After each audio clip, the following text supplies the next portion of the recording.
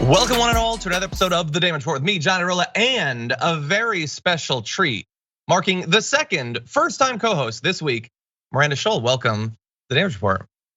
Hi, John. Thanks for having me. I'm glad to be here. We're very glad to have you on. You're new to our show. You're not new to the network. People have been Correct. following your work, which they can now find at The Breakdown, where you've been producing content. You want to talk a little bit about some of the topics that you tend to focus on?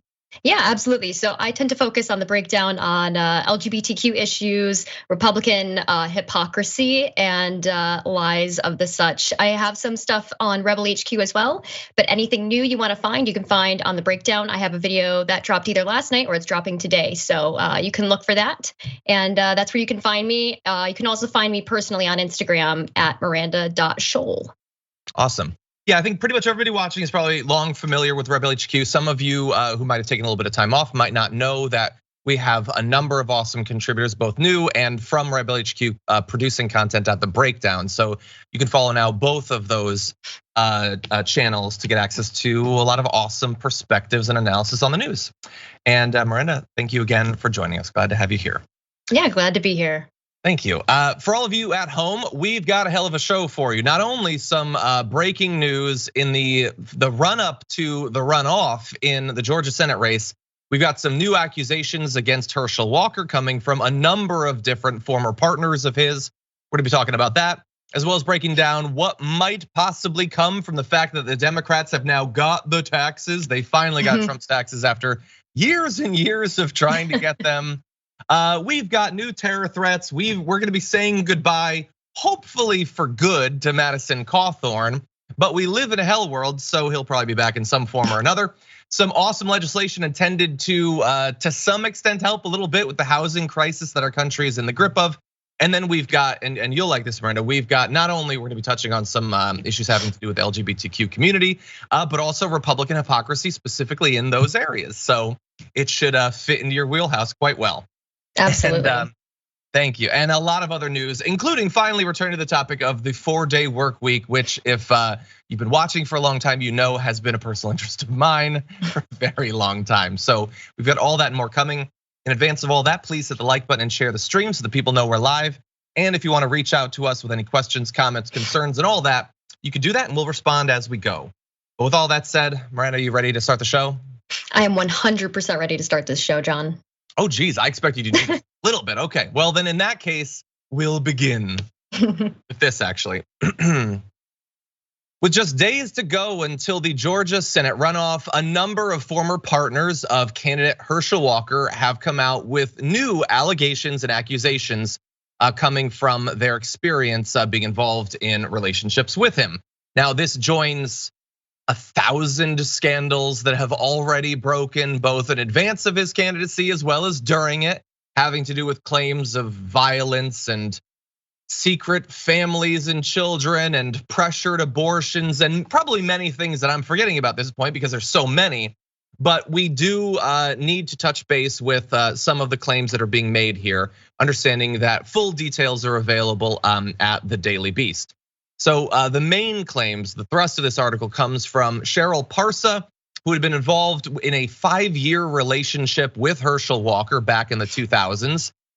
This began partially before his divorce and then on into the period where he began to be more open in public about his diagnosis with dissociative identity disorder. And we're gonna be touching on all of those topics in what Cheryl Parsa had to say. She starts by saying, he's a pathological liar. Absolutely, but it's more than that. He knows how to manipulate his disease in order to manipulate people while at times being simultaneously completely out of control. She said that when she was with Walker, he used his diagnosis of DID as an alibi to justify lying, cheating, and ultimately destroying families. By the way, here is a photo of them from when they had been together. This is back in 2005. Photos of him with multiple of the women making these new allegations in the Daily Beast article is available there if you'd like to see. She is now one of 5 new former partners of his coming out with these claims. Things like lying and infidelity, again, things that we're well associated with when it comes to Herschel Walker, but new claims being added to the mountain. Parsa goes on to say he is not well, and I say that as someone who knows exactly what this looks like because I have lived through it and seen what it does to him and to other people. He cannot be a senator. He cannot have control over a state when he has little to no control over his mind. And we're gonna get into some of the additional claims of the way that she suffered when it came to his mental illness in a second. But Miranda, I wanted to get your thoughts about some of this new information that's coming out. Yeah, absolutely. So I think this is a really tricky and touchy topic when you throw in the dissociative identity disorder. So I think there is a huge problem with labeling people with mental illness as dangerous, and therefore they get demonized in society. And so that's something I really want to stay away from here. However, there are people with mental illness who can be dangerous, just like there are many people without mental illness who can be dangerous. And I think that Herschel Walker falls under this umbrella no matter what. And so I think that it's definitely something to keep in mind, and that it also speaks to the fact that we don't have a lot of mental health help in this country. We don't have a lot of assistance, no matter how much the Republicans harp on mental health this, mental health that, whenever something goes wrong. There needs to be help for people with dissociative identity disorder and other, illnesses of the like. However, I think it's a tricky topic because you want to stick away from, well, okay, he's only doing all this because he's mentally ill. I don't think that's necessarily true. However, I think there can be a balance of, yes, he is lying, yes, he is manipulating, and yes, it needs to be addressed.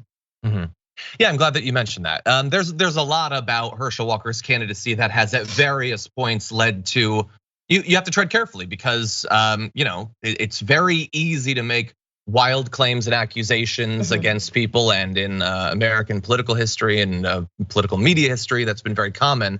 And you're right, like we shouldn't demonize someone just because they have struggled with mental illness, as so many people have, and we shouldn't chalk up everything that he or any individual who struggles with mental illness does to their mental illness. It is possible that he has, as he's talked about, struggled with DID.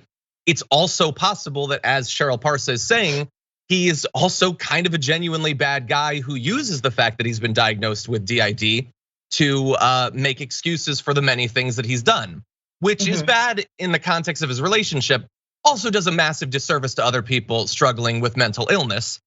And look, maybe that covers some of the lying and some of the infidelity, some of the domestic abuse or his attempted murders or things. I don't know. What I do know though is that while, as you point out, there's definitely not enough societal acceptance for dealing with mental illness, let alone resources for it. I also know that someone can struggle with something like that and can come out the other side, or can be in an ongoing, lifelong process of dealing with it. What I know with Herschel Walker, though, is that this is a guy who has said that he was saved by the grace of God, and that's it. Stop asking him questions, he's been saved, which is not really a great way to respond to the fact that many people have now pointed out that for several decades, you've been beating people and threatening to murder them. And the fact that it's not just that there are all these lies in your past that you can say you've moved past, but you keep lying now to this day. That suddenly becomes a bit of an issue. And we'll see if it's an issue for voters, Miranda, but it's an issue for me at least.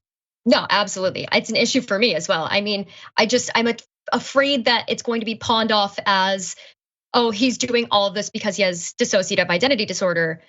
He's doing this because, maybe partially, like you said, maybe some of it is because of that, but he's doing this because that's who he is as a person.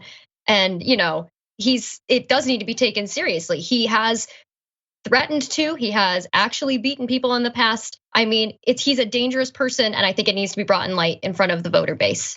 Yeah, and at the very least, like, if the idea is that you have struggled and you are now taking responsibility for it and dealing with it, well then, like when your adult son comes out with claims that he and his mom had to move 6 times in 6 months because you kept attacking them and threatening to kill them, and you refuse to even address that, well, that's a pretty big issue. Or if you believe that he's entirely making it up, or you believe that Cheryl Parsa is entirely making it up, if you believe that for some reason Herschel Walker is the biggest victim in history and he has been followed throughout his life, his personal life, his professional life, by a bunch of people that have framed him for lies and all sorts of crimes, that's weird. I think that requires a little bit of evidence if you want us to believe that. And I haven't seen any evidence presented that we should trust him more than all of these people when he has so many absolutely massive, irrational, insane lies in his past.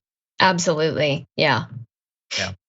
By the way, there's a lot more information in the Daily Beast article about this, including claims being made by other former exes of his. They go in depth into how some of his alter egos, of which she identifies 20, he has previously talked about 12 or so, how they're organized into this pyramid, and at the top there are 3 unique identities that identify as Herschel Walker, and how some of them were more violent than others, and how in the middle of a conversation he would pivot from one to the next to the next. It's fascinating stuff. There should certainly be more, I think, empathy for and conversation about mental illness generally, DID specifically. But he's a flawed candidate in a lot of different ways. I honestly don't even know if any of this stuff having to do with his mental illness should be in the top 5 list of issues for a lot of people. When you lie about your education background, when you lie about your business background, up to and including just a few years ago, those are things that we should worry about. We have normalized a lot of dishonesty from politicians.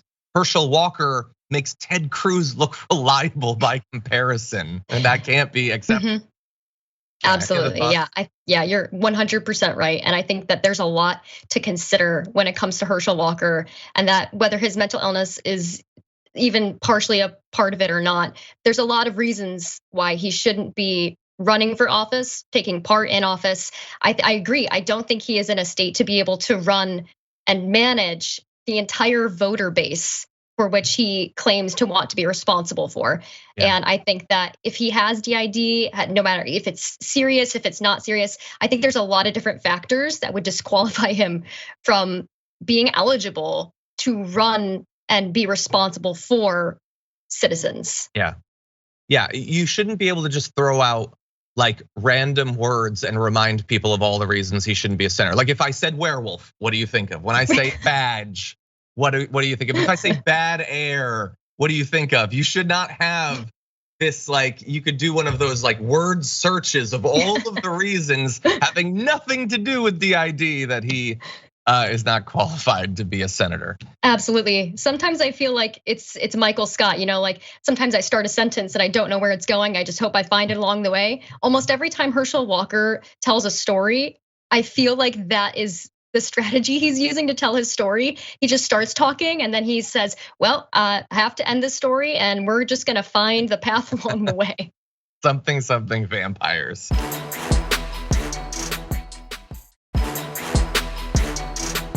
We're gonna move from one political candidate who has no idea what point he's gonna make when he starts a sentence to another. Let's talk briefly about Donald Trump.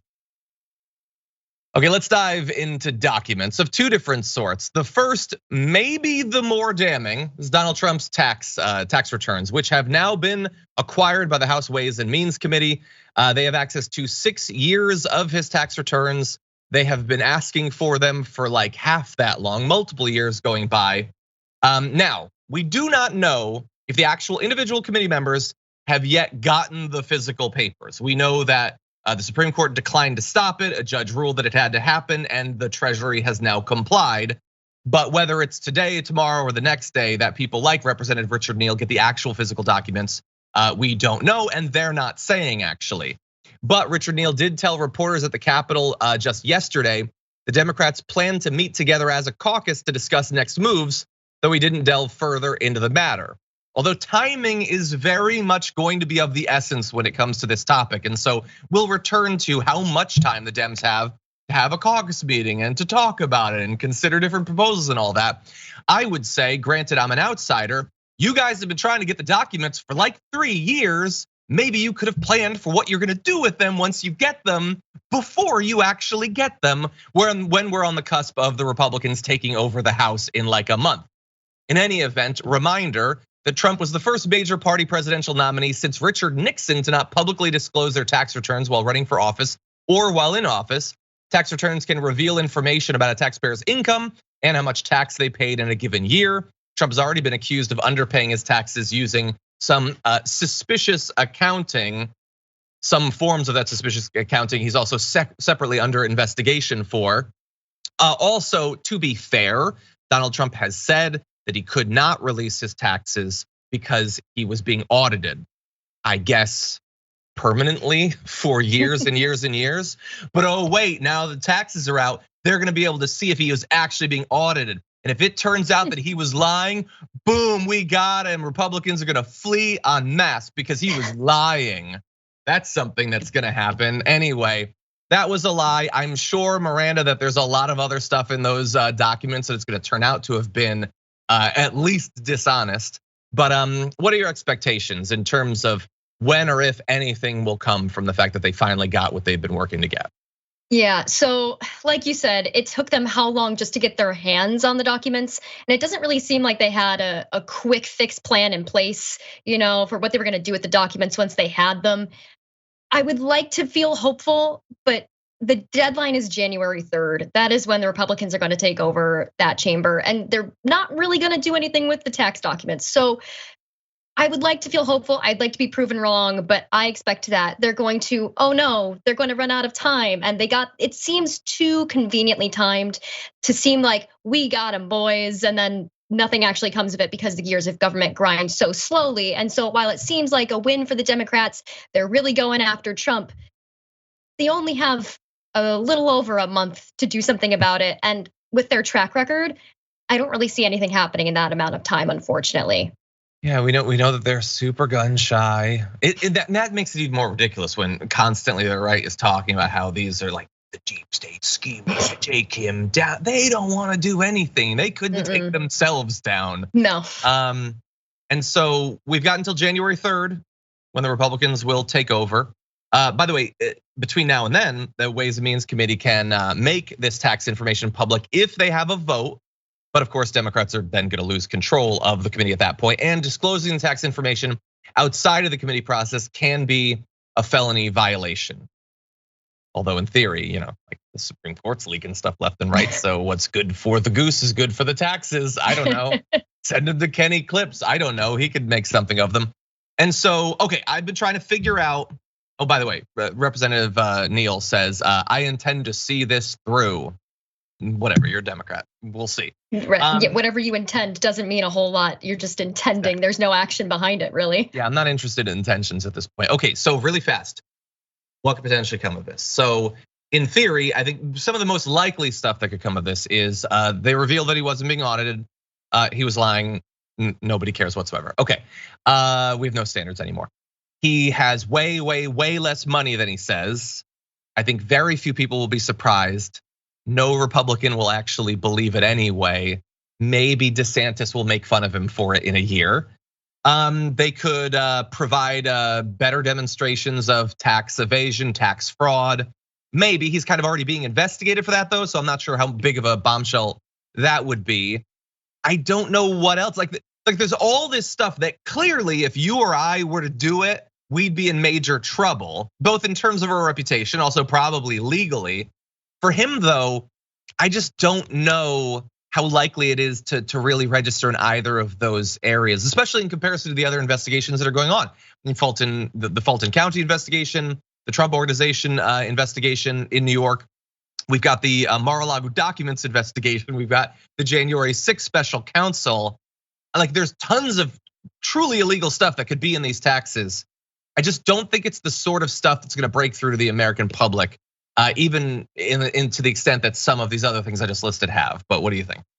Yeah, absolutely. I think that no matter what happens, none of it's going to be a bombshell kind of moment. I think anything that comes of these documents are going to be old hat, right? No one's going to be surprised. No one's going to be shocked. And if anything, we find illegal things that he's done. His base has proven time and time again, they love when he does illegal things. They're like, yeah, he avoided taxes. Yeah, that's my Trump. They don't care if he does illegal things. In fact, they're incensed by it. The more illegal things he does, the more they love him. And so I don't think many repercussions are going to come from it. And I don't think that it's going to really cause his voter base to sway away from him. If anything, it always empowers them to love him even more. Yeah, unfortunately.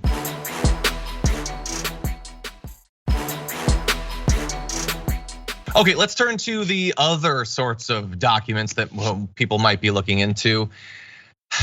What did they say when they announced the special counsel, the January 6th part and the Mar-a-Lago part of the Trump investigations? That they were doing this to avoid the appearance of impropriety or bias or the deep state. You can't have Merrick Garland because he's such a rabid pit bull. You can't have him being the one choosing if there's any charges against Trump. So they had to have Jack Smith, the special counsel that was put forward. And Jack Smith has all of the credentials that you'd want. Very serious guy. He's worked in war crimes and he's worked in similar sorts of areas and everything. And so sure, this might slow things down, but don't worry. We're just doing this to really make sure that we are immune to any accusations of bias. What did we say about how that would play out in practice? Well, take a look at this. Here's a bleat from Representative Marjorie Taylor Greene who says, the neutral, fair, can't be influenced special counsel Jack Smith is another DOJ Democrat operative. His Democrat activist wife makes documentaries financed and backed by leftist globalist George Soros. Sorry, my ears are ringing from the dog whistles. And is a Biden donor. Jack Smith's mother-in-law was a George Soros senior fellow at the Open Society Foundation. Jack Smith's psychotherapist sister-in-law compared Trump winning POTUS the same as 9/11 and urged her patients to resist, and is also a Biden donor. And Jack Smith's cousin's former roommate's boyfriend's uncle did something too. I don't know. I don't know what any of this really matters. What I do know is that the fact that a person has like a relative that said something about politics, meaning that they're disqualified, means everyone is disqualified, particularly people who live and work in the political world and have for decades. They don't actually care about this. This is a standard that I'm gonna say this as if it's hypothetical, that they would never apply to one of the people they sick on the Democrats. And by the way, that's coming up in like a couple of months. When they try to impeach Biden for Hunter Biden banging someone or something, they're gonna put someone in charge of that. And I'm thinking maybe they've commented on politics in the past. And that will not be seen as an obstacle from their point of view. These are fake concerns shrouded in weird familial connections where he's supposedly responsible for the things they've done and a little sprinkling of anti-Semitism on the top of it. What do you think, Miranda? Yeah, absolutely. I think that it's kind of like scratching the bottom of the barrel. Some of these people might be sort of close to him, but that doesn't matter anyway. I have family members. I'm from a pretty red state, and I have family members who voted for Trump, and they had, stuff on their fridge, that picture of a trash can that said Biden votes. But here I am, a Democrat, working for the Young Turks. You can have family members or people that you know related to you in any sort of way that think differently from you, because that's how society works and that's how the human brain works. It doesn't necessarily mean that those are your views reflected. And it also goes to show that the Republicans only like when people break the law or do dirty things to service them. And if they like someone and that person actually follows the law and says, no, I'm gonna do this correctly, and it doesn't service them, immediately they turn on them like jackals. Yeah. And by the way, I brought up a hypothetical for the investigations that'll come, but people in the chat are talking about like Clarence Thomas's wife has talked about politics a time or two. Her stuff might even be as crazy as Jack Smith's mother-in-law, maybe, I don't know, I'm not saying anything. And again, that does not mean that they think that Clarence Thomas needs to step down or recuse himself or literally anything. So again, this is all fake concern. By the way, I was initially, as I implied in my intro, worried that this was going to slow down the pace of the already glacial pace of the investigation. They said, no, that's not gonna happen. And maybe it hasn't, but we're not really getting updates. We know that the DOJ is requesting some of the Senate, the information that the Congress has gathered. I guess they want to get that before the Republicans take over, but whether we're a week or a month or a year or never away from an indictment, we have no idea. We just have another layer between us and finding out what's truly going on. So we'll see. Again, there are some analyses, you can find editorials going around the past few days that they think that Jack Smith being appointed, combined with the fact that Stuart Rhodes just went down for seditious conspiracy, if you move this piece there and then you look at it from that direction, that means Trump is screwed. I don't know. Again, I think we're all just waiting for the actual indictment if and when it ever comes. Absolutely. Any final thoughts before we move to break? It's just they only like the rules when the rules are applied to the people they don't. Their rules are applied to the people that they don't like. And it's just so obvious and can be shown right there in Marjorie Taylor Greene's tweet. I mean, that's just, it's their playbook and they stick by it and it works somehow. It continues to work. There don't seem to be a lot of consequences. So you're right. I hope we hear something soon. They just keep adding layers and layers to it. And hopefully we can sift through the layers and get to something actually real. Yeah. Okay, with that, we're gonna take our first break. When we come back though, we got a lot to talk about, so don't go anywhere.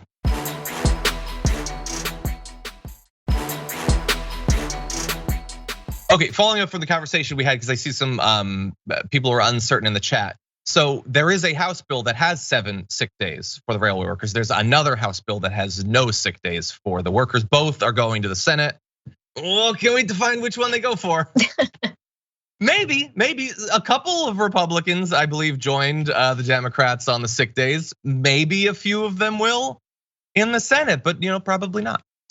Anyway, with that said, we've got big stuff to talk about, so why don't we jump right into it?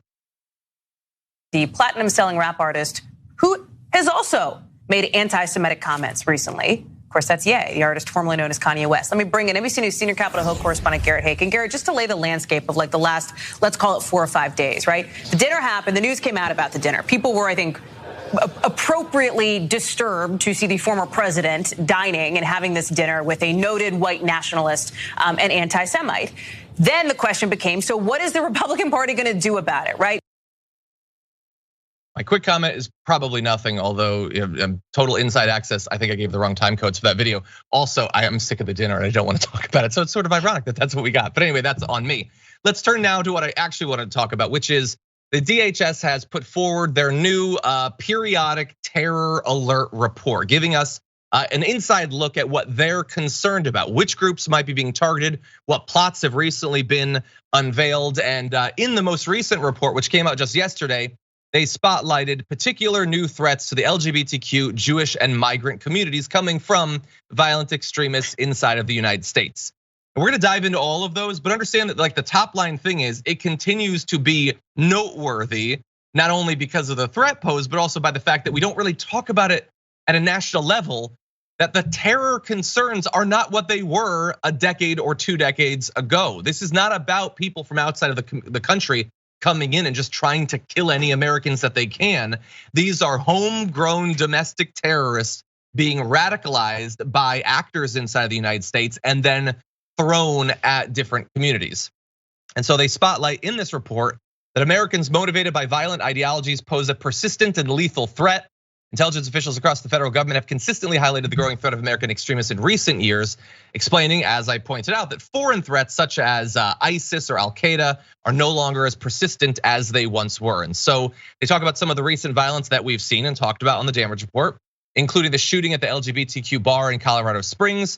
The report also highlighted an enduring threat to the Jewish community. And one of the representatives that put together this report was asked about some of the recent anti-Semitism that we've seen at a very high level, including from Kanye West, the dinner with Donald Trump, which was referenced in that video. And they said that certainly the Jewish community seems particularly targeted in recent days by that kind of activity in our discourse. But let's be clear, there have been many threats against synagogues, in particular Jewish community centers, for literally years now, and successful instances of terrorism targeting that community both inside and outside of the United States. So this is a continuing threat, and the rhetoric around it is very high profile right now, but it is not by any means a new threat. Miranda, I know we're covering a lot of ground here, but what do you think? Absolutely. So there are threats against certain members of this community. I bet you can't guess who. See, the violence has been on the rise, like you said, for the past few years, so much that me, as a member of the LGBTQ community, I didn't feel a shock to this. It was just kind of like yep, everyone batten down the hatches, everyone brace for impact, because it's just, we've become so desensitized to it because it's just so tragically common these days for groups like communities like mine and communities like these to be constantly threatened. And now we're at a point where it's a terrorist threat. We have domestic terrorist threats against our own community. I was in Scotland abroad for studying last year, and when I was making travel plans back and forth for the holidays and such, they have alerts to their citizens against visiting the US saying, enter at your own risk, basically, because it is a current state of political and social turmoil, and it is a dangerous place to visit, especially if you are a person of color or a member of the LGBTQ community. There are multiple countries having alerts for their citizens like that not to visit the US. That is where we are at in our country right now. We have domestic terrorist threats against our own people. And I don't even like going to large public events, whether they're LGBTQ events or whether they're just a general large public event, because I'm legitimately afraid that I'm going to be attacked. And that is not the kind of society that we should be living in. And it's no surprise when you look at our leadership or high profile people like Kanye West, and there's rampant anti-Semitism. There are people like Marjorie Taylor Greene comparing the Holocaust to having to wear masks on the floor. Yeah. I mean, when you have things like that happening, people look to leadership and they follow the behavior and the thought process of people in leadership positions. So it's no surprise that the violence is on the rise. Yeah, 100%. And look, it's bad enough that there's the sort of content and media out there that radicalizes people to act on these hatreds and fears and all that. But then the new layer on top of that we saw after the Club Q shooting was that there wasn't even a brief distancing after the violence from those actors who've been spreading this hatred. Many of them just going to social media to say, what do you expect? You guys are groomers, like we said, so some of you maybe have to get shot up or whatever. They feel completely emboldened to push for more and more violence like this. And even seeing it in front, seeing the children's hospitals, bomb threats against them, that does not buy one day of them backing off of their encouragement to stochastic terrorism, unfortunately.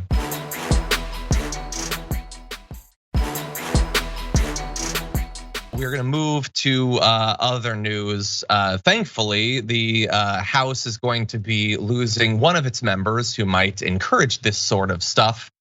He's got one big speech before he goes. Here's Madison Cawthorn. Our young men are taught that weakness is strength, that delicacy is desirable, and that being a soft metrosexual is more valuable than training the mind, body, and soul. Social media has weakened us, siphoning our men of their will to fight, to rise in a noble manner, square their jaws, and charge once more into the breach of life to defend what they love. So on this precipice of disaster, I ask the young men of this nation a question. Will you sit behind a screen while the storied tales of your forefathers become myth? Or will you stand resolute against the dying light of America's golden age? Will you reclaim your masculinity? Will you become a man to be feared, to be respected, to be looked up to? Or will you let this nation's next generation be its final generation? Interesting. Now get the hell out of there, you loser.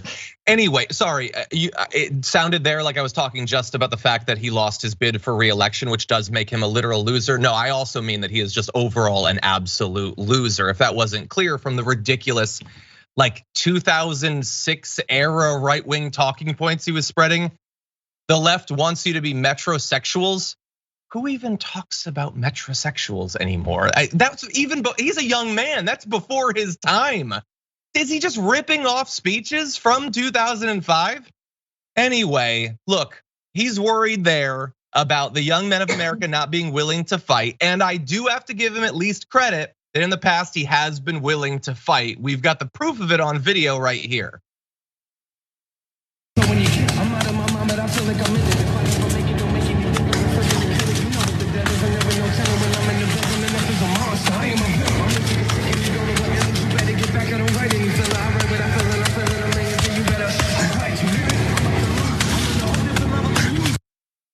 Utter loser. Maybe when he's talking about soft metrosexuals, he meant metrosexual trees with soft wood because they're long dead.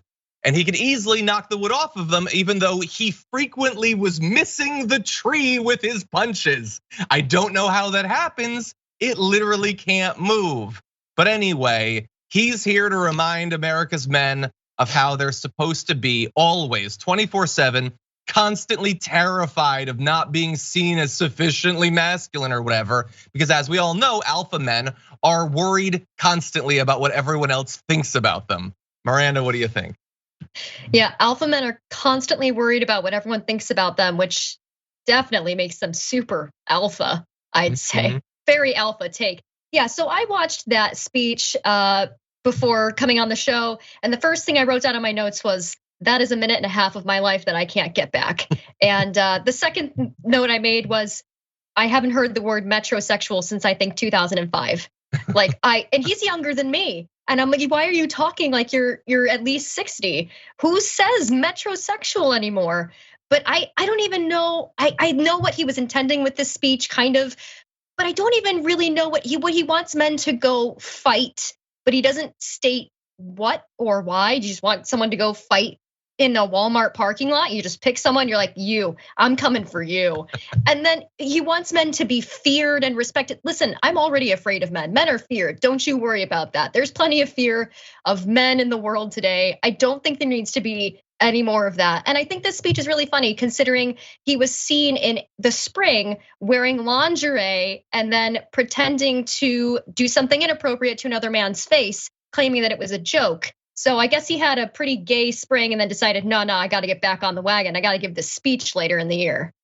Well, my guess would be that this speech is designed to be the launching pad for the least needed masculinity podcast ever. That would be my guess. I mean, remember, this is a guy who got a job for, I think, Mark Meadows, like right out of college or whatever. He supposedly had a real estate investing firm that never bought any real estate or something, and then somehow became a candidate for Congress because there's no bar whatsoever on the right. You don't have to have any life experience, any knowledge, anything like that. Became a congressperson, didn't do the job, got fired. And then, by the way, I'll remind you, because again, this is a speech about how the men of America need to be responsible and rise up and live up to the myths of their forefathers. When he lost the primary, he just peaced out. His office was vacated. He didn't answer calls from his constituents. He quit Congress because they didn't want him anymore. You still have to do the job for a month. There's an obligation that he doesn't care about that. Remember that the next time he runs for office, which he definitely will. But now that he's been yeeted out of Congress, what do you think he's gonna do? Go get a real job? There's no real job for these people. He probably has tried to get a role on Fox or something. They probably don't want him. And so he's gonna start a podcast or something like that. And leading into that, I just want to remind everyone very briefly, because it's been a bit since Madison Cawthorn's really been in the news because he quit. This is a reminder that this is a guy who wants America's men to be more old school, traditionally masculine. I will remind you that he, in just the brief time we've known him, we found out that he told vicious lies about the person who pulled him from the car wreck that paralyzed him, lied during his campaign that the paralysis derailed his plans to attend, I believe it was the Naval Academy, which wasn't true. He'd already been rejected before that. He frequently lied about his training to become a professional athlete. There was no evidence that he'd literally done any of that. He lied about what his job for Mark Meadows actually was. He has frequently spread QAnon conspiracy theories. He's been sort of out of the news while a lot of the groomer stuff has been going on, but early on he was spreading that stuff. He really seems, based on his social media activity, to admire Adolf Hitler. So maybe he can hang out with Kanye West. They've got something in common there.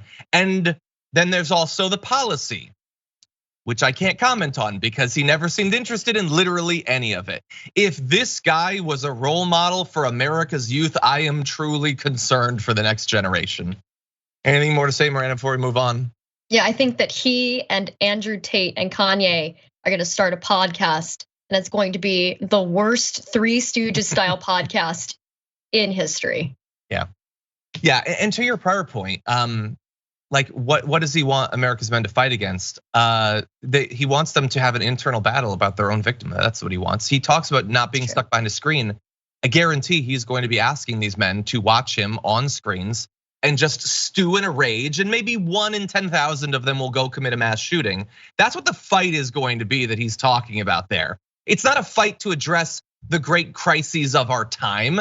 He's not like raising a new generation of conservative climate warriors or people who are gonna, like, that's not at all what it is. It's going to be, you're a victim, they're coming for you, you poor white man. Be mad about it. Be mad about it and give me money. That's what it's gonna be. Anyway, with that said, there are actual crises, and we're gonna be addressing one of the legislative attempts to mitigate one of them after this.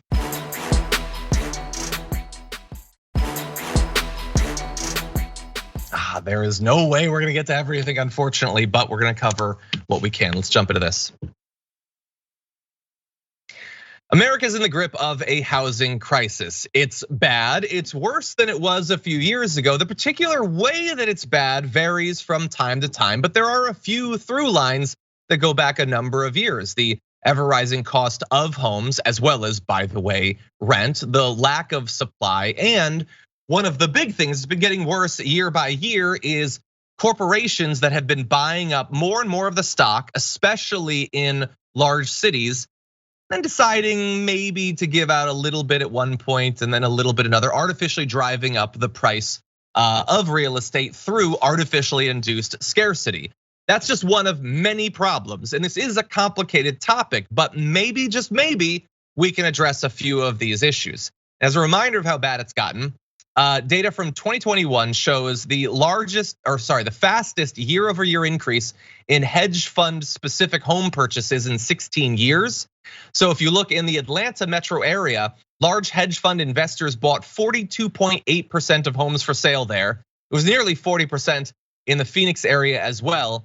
And when you dive even further into the data, it's even worse than just the way that they've almost single-handedly taken over some of these large metro areas. Back in 2018, there was a study of foreclosed homes specifically in Atlanta, and they found that hedge funds and investors were 68% more likely than small landlords to file for evictions, even after controlling for property, tenant, and neighborhood characteristics. And why wouldn't they? They're not people. Like, people might exercise human judgment or human compassion. And I understand that we have not come to expect a lot of that out of landlords or real estate owners, but they are at least people dealing with people. When it's the hedge funds, when it's now, as we talked about on the Young Turks yesterday, like algorithmic programs that are renting out properties and buying up properties and reselling them, you should expect that they are going to maximize profit to the greatest extent possible, literally via coding. And so it's a problem. It's particularly a problem in certain demographic areas. House Financial Services Committee had a report that found that predatory hedge fund investors targeted homes in neighborhoods with significantly larger Black populations and approximately 30% more single mothers than the national average. So certain areas, certain demographics being hit worse than others. That said, there are people trying to work on this. And one new approach that I think merits some thought was introduced by Senator Jeff Merkley, who tweeted, "Today I introduced a bill to prevent hedge funds and private equity investors from gobbling up residential housing stock. They're driving up rents and the cost of housing for working families. It must end." And so he has a bill called the End Hedge Fund Control of American Homes Act. And it aims to prevent rich investors from taking advantage of renters and limiting home ownership by creating a new $20,000 federal tax penalty for each single family home owned in excess of 100. So owning a whole bunch of property that you're like deliberately not selling will be a tax penalty for you. And the more of it you have, the more penalty you will suffer.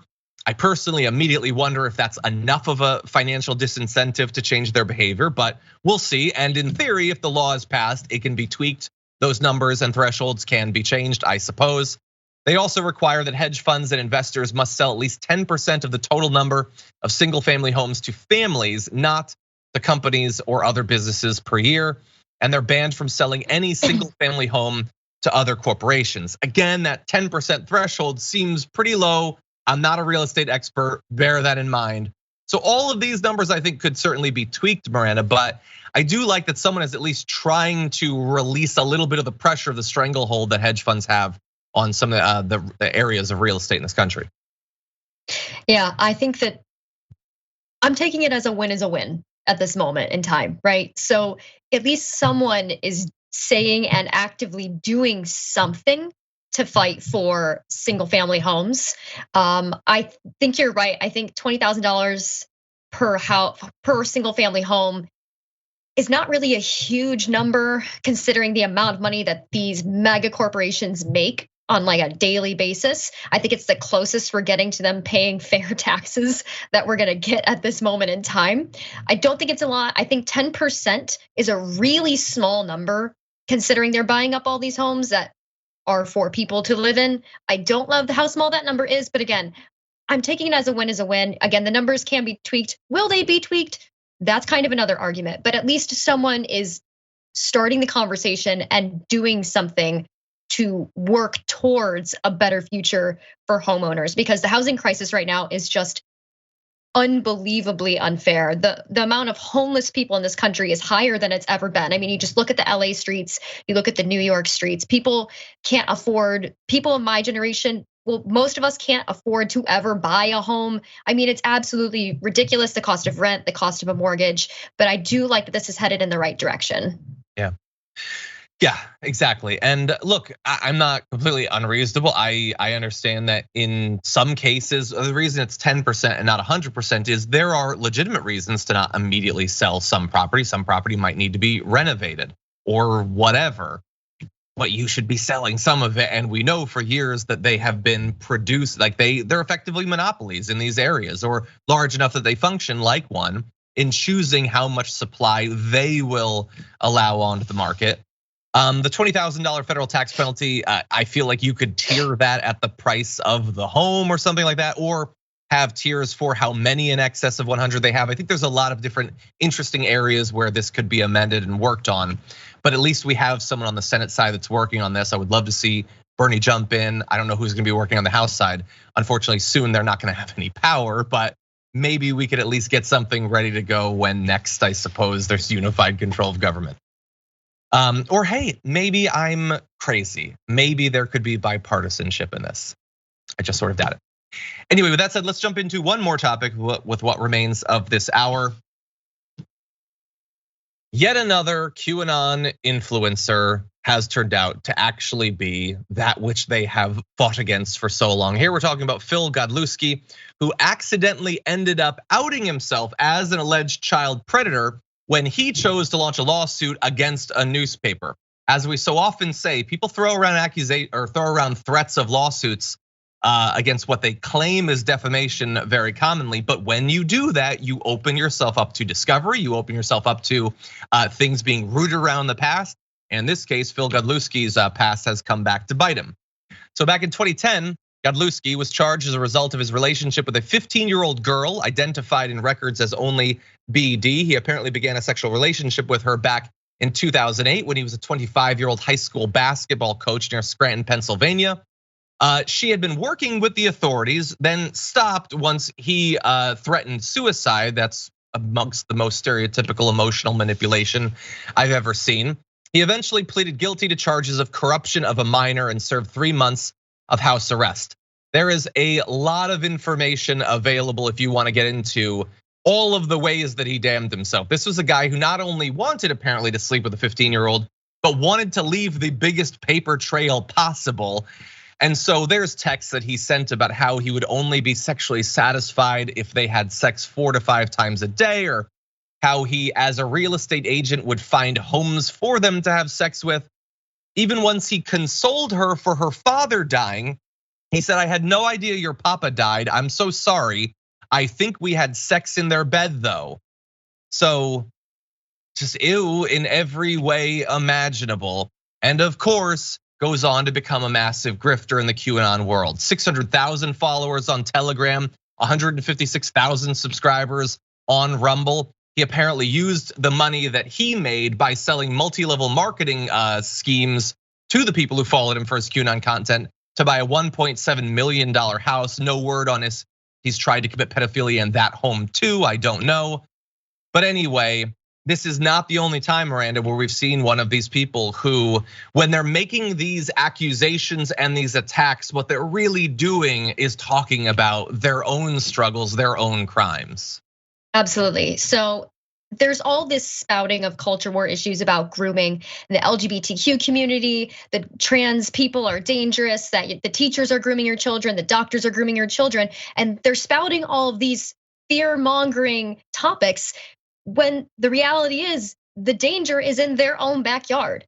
It is their own group of people that are the groomers, that are the pedophiles. They're the ones doing it. And I know I've heard Cenk say this before. They're thinking everyone else is doing it because they're thinking about it all the time. And this is just further proof that that is true. They're constantly thinking about it. They're constantly accusing others of it because it's on their minds. Yeah, if you think it's reasonable to assume that everyone is a pedophile, that says a lot, and it's not good. Anyway, unfortunately, that's all the time we have for our first hour. There's lots more show to come. Don't go anywhere. Miranda and I will be right back.